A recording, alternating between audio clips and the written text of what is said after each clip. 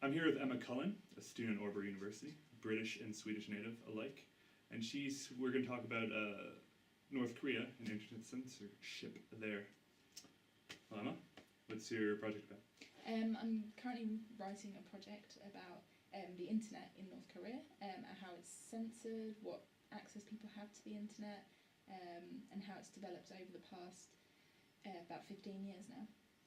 Okay, so for those who don't know, could you give us a little bit of background about what you're looking at, the situation out there?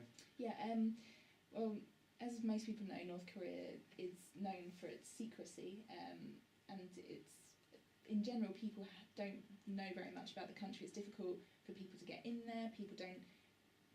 North Korean citizens aren't able to move out of North Korea and things like that. So, in general, over the past 40 years since the country was created, we don't actually know that much about it.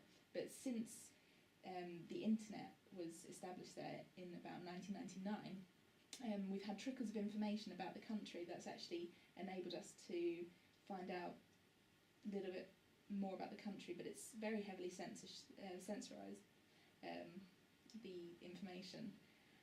So you have to kind of take what we learn with a pinch of salt, because you're never sure if it's propaganda or what. So are there any outlets that do focus on North Korea media, or the lack thereof, or is it all from an outsider's look, or is there anything coming from inside that is reliable, you can actually trust a little bit? Well, there's a few websites now that specialise in North Korean news, that are either American websites or European websites. These websites, they've been able to either hack into news agencies or get information from people inside North Korea, and they also look at the news information that North Korea is providing and analysing it to try and see what the truth is behind it. There is the North Korea's Central News Agency, which provides all the news for North Korea, which is the state-owned news channel, and they have a website. But if you look at their website, it's very propaganda orientated. All the articles are about how great their country is, all their production levels, how America is breaching human rights laws, things like that, rather than what's really going on in the country. So imagine then that's the only news outlet available from North Korea right now? Is there any movements for independent work or anything? Well, it's very difficult. Basically, it's impossible to have any. The way that the country is, it's impossible to have any sort of independent newspapers or anything like that, because majority of the population don't have any access to the internet. It's believed about 4% of the population have access to the internet.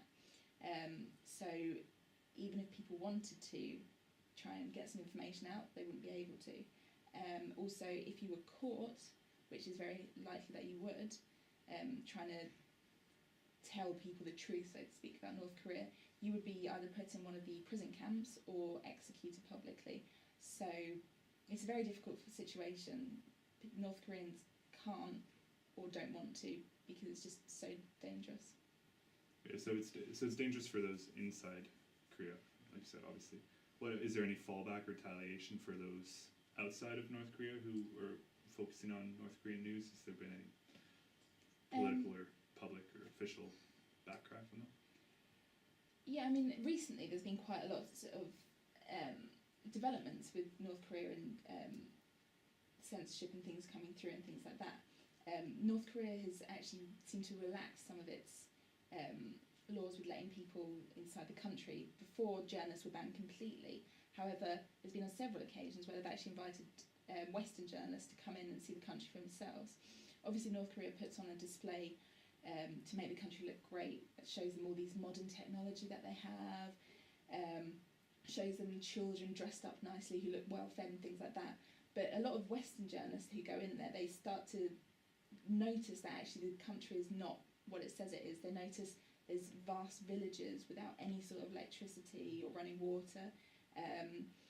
In Pyongyang, the capital city, there's frequent power shortages and things like that, and a lot of these journalists who've actually gone in there, and even though they've been fed these kind of tall tales about how great the country is, they've actually started to realise what the country's really like, and have started to write about what life might be like. Also, some journalists have started speaking to a few of the people who've actually defected from North Korea, which is not that many. Only a couple of thousand people have defected from North Korea, and most of them live in South Korea now.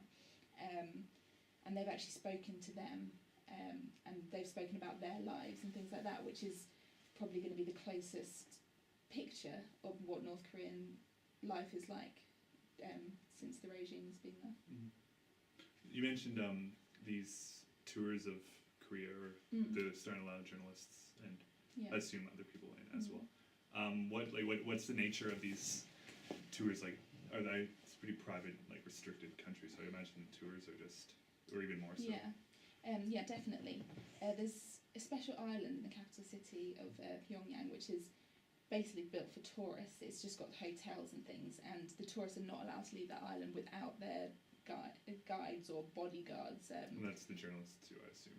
Yeah, that's anyone who visits North Korea. So I think there's now 3 hotels that you get allocated. You don't get to pick your hotel, and you have to basically stay in the hotels unless you have your guides who are taking you to said places. So they'll take you to different tourist sites that they want you to see. So you won't. There's some cities which completely, you can't go there at all. You're not allowed to go there because obviously North Korea wants to hide things there or whatever. So you'll go and see a school with lots of children who look like they've been very well fed, who are dressed nicely, who have got very nice teachers and things like that. And then you might go to a shop in the middle of nowhere, a tea shop in the middle of nowhere, where there's just a woman who's sitting there who looks like she's just been, her only purpose is to sit there and wait for Western tourists to come. So these tours are constructed so that the Western tourists only see what the North Koreans want them to see, which is the better side of the country. So then, if it's so restricted, then I imagine is there any kind of screening process to the journalists they allow in, or the people they allow to tour? Is it open to anyone? Like, how does one go about? If I wanted to go check out North Korea, I don't think there's any restrictions as such, but there's some statistics that came out showing that since tourists have been allowed in North Korea, I'm not sure how long for, but there's been something like 15,000 tourists since they've been allowed to go there, and only about 2,000 of them have been Americans. So, I mean, obviously North Korea and America aren't best friends, and for North Korea, America is, along with South Korea, is the big enemy. So I don't know whether they actively try and stop Americans to come to North Korea, or Americans don't want to come to North Korea. So in terms of nationality, I don't think there's any particular restrictions. I think they're more friendly towards other communist countries. For example, I think if you live in Cuba, you don't need a visa. You can just come along and stuff. It's a lot easier if you're from a communist country. When you arrive in North Korea, you're not allowed to take long professional like zoom photography lenses, anything like that. You can take cameras, but they can't be ones that can take photos from long distances or anything like that. You did have to leave your mobile phones at the airport, but now they've actually allowed tourists to buy 3G SIM cards. So now tourists can actually take their phones to North Korea. They can take their iPhones, buy SIM cards, which for very small amounts of internet, you're paying $300, $400 for less than a gigabyte of internet. But since tourists have actually been able to do this on Instagram and Facebook and things like that, we've actually seen a trickle of photos coming from North Korea of Westerners taking photos of things in North Korea. So that's been one of the first times that social media has been used to portray the country.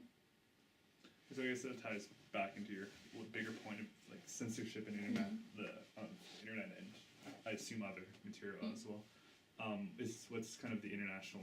Has there been any international backlash or any movements or efforts made to kind of work against this, or is this kind of a very? Yeah, I mean, there's a charity called